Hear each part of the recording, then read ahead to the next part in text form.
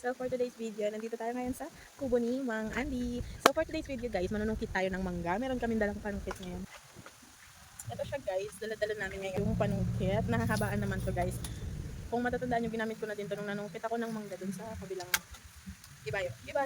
kabilang puno. Pero talaga guys, punta tayo dito sa puno ni Mang Andy ng mangga. Ito puno to ng sili guys, ayan. Ito ang puno ng kanyang mangga. Sobrang taas no. Maninimot lang tayo guys since konti na lang yung bunga nito. Ayan, may mga nakikita pa naman akong bunga ng mangga. So, kunin na natin yan. Halika na guys, samahan niyo na ako.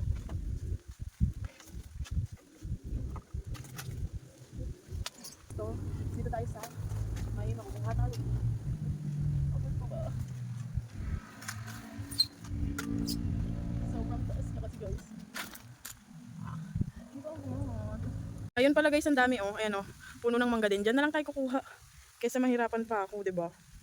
Samahan niyo ako. Dala-dala ko pa din yung panungkit.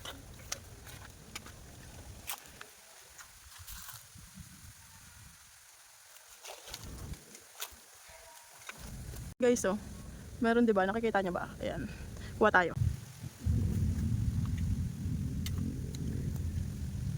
Hahabain pa natin siya, guys.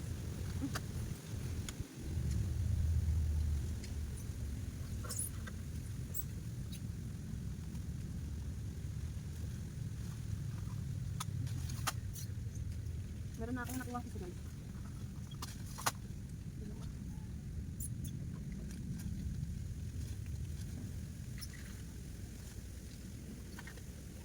Nakuha na ako guys. Dalawa. So guys, nakuha natin dalawa. Siguro tama na to. Ito lang naman kakainin ko. Tama na to. Guys, ito na guys. Dalawa lang guys yung nasungkit natin since mataas siya. Talaga naman mahirap. Charing. So kakainin natin to. Natin guys yung isang mangga na kinuha natin. Since busog na ako, syempre titikman natin kung matamis ba siya. So guys, ito guys yung panungkit na dala-dala ko kanina. So lapag na natin yan siya dyan. Tapos meron ako ditong, ayan, yung dalawang manggang nakuha natin. Tapos may kutsilyo ako dito. Yung isa lang kakainin natin since busog na nga ni ang babae. Hugasan ko muna guys. Meron ako ditong mineral water. Ito na lang din pang hugas ko since hindi ko naman ito mauubos. Ayan o. Diba? Tapos magugas na din ako ng kamay syempre. Kasi sobrang lagkit na kanina. Ang dagta. Sarado lang natin kasi pwede ko pa yung inumin. So ayan siya guys. Hopefully ano to. Mani ba? Uy, ang ganda. Ang tamis nito.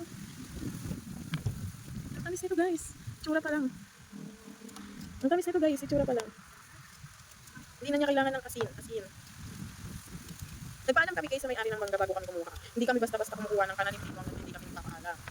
Minsan nga binibili pa namin eh. Kaya huwag tayo masyadong judgmental dyan. Sarap. Ang tamis.